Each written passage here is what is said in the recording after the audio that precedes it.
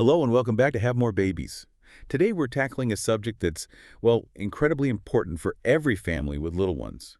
Pool safety for toddlers. We know you're looking for clear, actionable insights, and that's exactly what we aim to do here.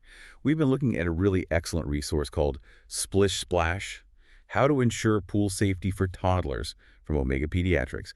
Our goal today, cut through the noise, give you the essential info, the practical tips, so you can turn those water worries into, peace of mind.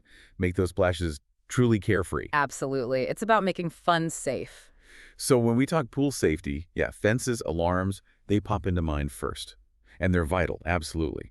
But this source starts somewhere fascinating, I thought. Teaching your child to swim and doing it early. Right. That often surprises people. Yeah. The American Academy of Pediatrics, the AAP, they actually recommend kids start lessons as early as 1 year old. 1 year. 1 year. And it's not just about the swimming skill itself, is it? It's about psychology. It taps into that window before fear really develops. Exactly. The article points out that babies often don't associate fear with water at that age. So introducing it then makes it a much more positive experience. Whereas if you wait, that fear can start creeping in, making it tougher later on. Right. So it's not just teaching a stroke, it's building this positive relationship with water right from the get-go. Yeah. For you parents with really young ones, this could be, well, a real game changer. And what's fascinating here, too, is the focus on the parent's role even before lessons start. Oh, interesting. How so? Well, the source points out that parents kind of need to get comfortable themselves first, check their own fears. Practice basics, treading water, holding your breath, opening your eyes underwater, but do it away from the kids initially. That almost sounds backwards, doesn't it? Shouldn't you focus on the child? You'd think, but a parent's anxiety, it's contagious, It can easily transfer to the child. Ah, that makes sense. So if you're feeling nervous yourself, the tip is maybe practice some positive self-talk. Or, hey, even sign up for an adult swim class. Your confidence really sets the stage for your child. Calm confidence, not anxiety. Master our own fears first. Okay, I get that. But what if you want to start building those initial skills even before formal lessons? Or maybe you don't have a pool. Yeah, good question. The source has some really clever ideas for swimming basics for kids you could do right at home. Like in the bathtub. Exactly, bathtub practice. Fill it just enough so their head rests gently on the bottom, ears underwater. It helps build confidence floating on their back. Oh, neat trick. Yeah. Then as they get comfy, you gradually add a bit more water. Practice holding breath, opening eyes underwater, maybe some gentle kicking while floating. Keep it playful, positive. Nice, low-stakes introduction. Then, when you do get to a pool, the article talks about this swim, float, swim technique. And this sounds incredibly effective. Ah, yes. That's a core survival skill. It's more than just swimming, right? It's like a self-rescue sequence. It teaches them, okay, first, open your eyes, take a breath, dip your face in. That helps the body rise naturally, helps them get oriented. Then kick towards a target. Keep moving forward. Crucial momentum. When they need air, turn the head efficiently to the side, lift the face just enough for a quick breath, saves energy. Right, minimize effort. And if they get tired, which happens, especially if they panic a bit, Which is likely in a real situation. they learn to roll onto their back, float, rest, conserve energy, regain composure. Then roll back and continue swimming. Yes, it's this continuous loop. Swim, float, swim, survival. And connecting this to the bigger picture, like you said, it's not just about the movements, it's fundamental water survival. It gives a child that power to rest, reorient, and basically rescue themselves in an unexpected moment. That's invaluable. Absolutely. Now, look, we get it. Not every parent feels confident teaching these techniques. Maybe you're not a strong swimmer yourself. Right, it can be intimidating. So the advice here is clear. Enroll your child in a good swimming school. Professionals know how to teach this stuff safely, effectively, and as a parent, knowing why these techniques are taught helps you reinforce them later. Makes sense. Okay, so swimming lessons are a key first step. But it's not the only step, not by a long shot. Exactly. Even if your kid becomes a little swimming star, this deep dive really stresses that all the other safety measures still absolutely essential. Critically important, swimming ability is just one layer. Right. Drowning can happen so fast, so silently, even in shallow water. So this next part shifts to those concrete things, the physical barriers, the rules, the procedures. The layers of protection. Yeah. The article has this great checklist, pool safety measures for toddlers. Let's maybe unpack some of the key ones, the details that sometimes get missed. Okay, let's group them. How about we start with physical barriers, your first line of defense? Good idea. The fence, right? Exactly. And the source is super specific here, not just any backyard fence. It needs to be a fence specifically around the pool itself. Climb-proof. How high? At least 4 feet high. And the slats, the vertical parts, no more than 3 or 4 inches apart, so a little body can't squeeze through. Okay, that's specific. And the gate. Crucial. Needs a child-proof lock, obviously. But also, and this is key, a self-closing, self-latching gate. The self-latching part. Because how many times do gates get left open? Exactly. This removes that human error factor. And one more thing, remove anything nearby a kid could use to climb over. Furniture, big planters, ladders. Right, got to think like a determined toddler. That detail on the fence is huge. Not just having one, but making sure it's truly effective. Absolutely. So that's barriers. Next critical layer, active supervision. This one feels obvious, but the details matter. They really do. The AAP says your child should be within arm's reach until they're 4. Even if they've had lessons. Even with lessons. And for older kids, you still need constant vigilance. Drowning can happen at any age. That arm's reach rule, it's your immediate safety net. It is. But I wonder, for slightly older kids who are good swimmers, how do you balance that vigilance with letting them have some independence? Is arm's reach always the rule under 4, no exceptions? That's a fair question. The source clarifies that while arm's reach is the gold standard for toddlers, for older, more confident swimmers, it might shift. It becomes more about active visual supervision, setting clear boundaries.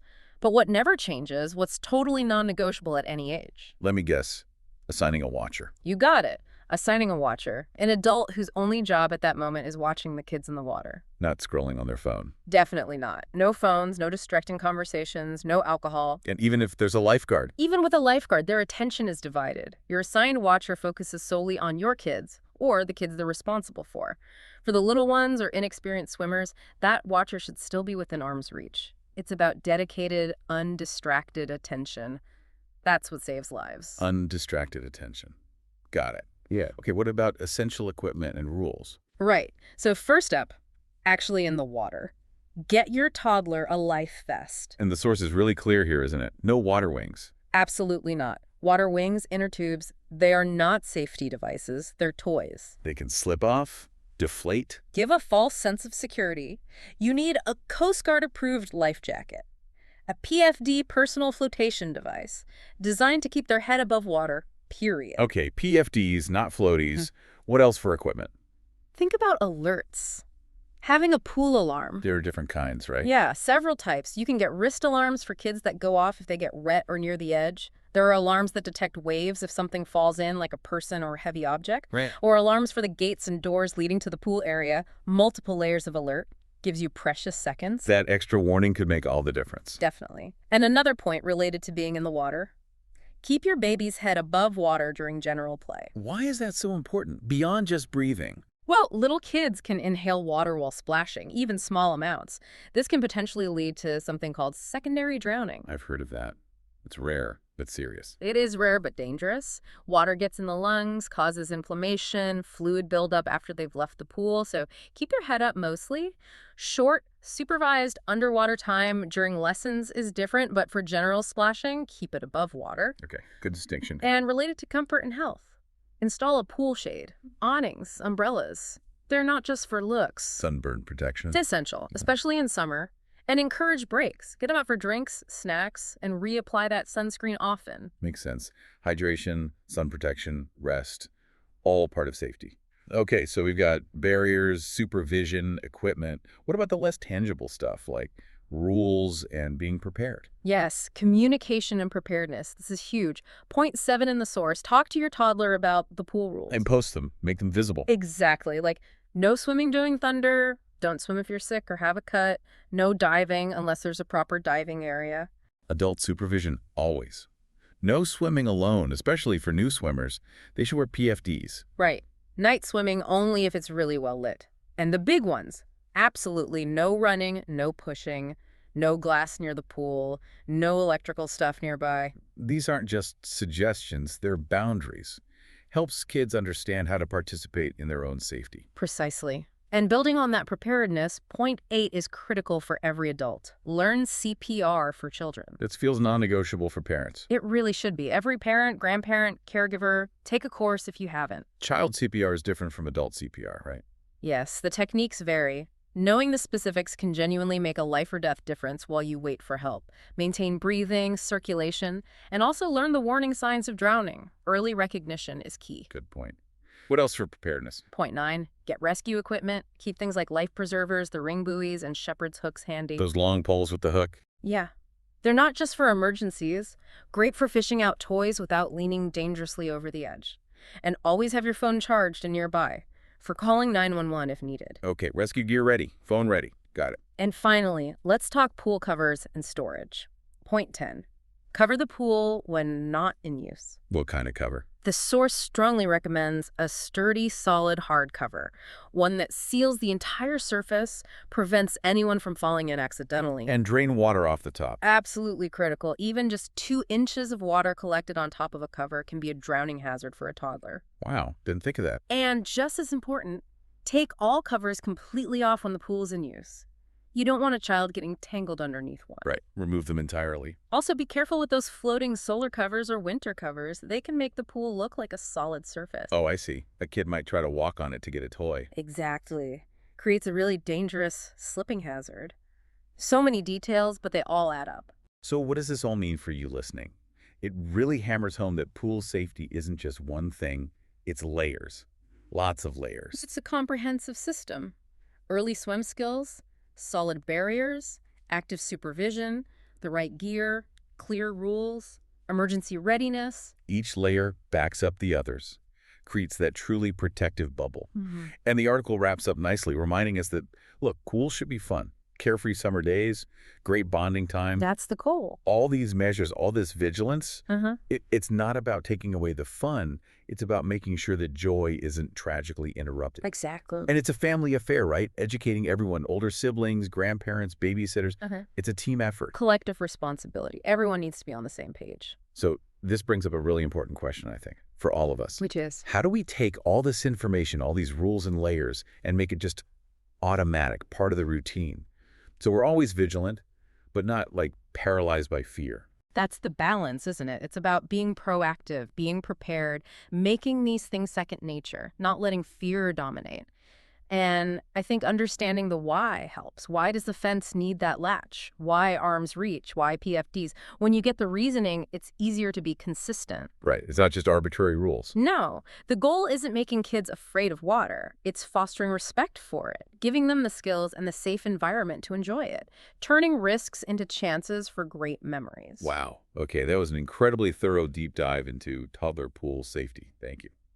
From those early swim lessons playing on natural instincts, to the hard barriers, the crucial need for constant, undistracted supervision. The multi-layered approach. That's the key takeaway. It's absolutely essential. And for even more detailed information, resources, or if you need to book an appointment for pediatric care related to this or anything else, we really recommend you visit omegapediatrics.com. They are just a fantastic resource for your child's health and well-being. Check them out, omegapediatrics.com. Really great information there. So if you found this discussion helpful today, please do us a quick favor. Like this video, subscribe to our channel, have more babies, and please share it with other parents, grandparents, anyone who cares for little ones.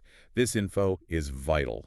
Every share really can help spread that awareness. Remember, water is wonderful. It offers so much fun, so much development, and putting these measures in place means you can make sure those moments stay safe and happy. Think about one step you can take today to make your water environment safer. Turn this knowledge into action. Well said. Thank you for joining us on Have More Babies. We really appreciate you trusting us to help you stay informed. It's been a pleasure. Stay safe out there, host, speaker, and expert speaker. Goodbye.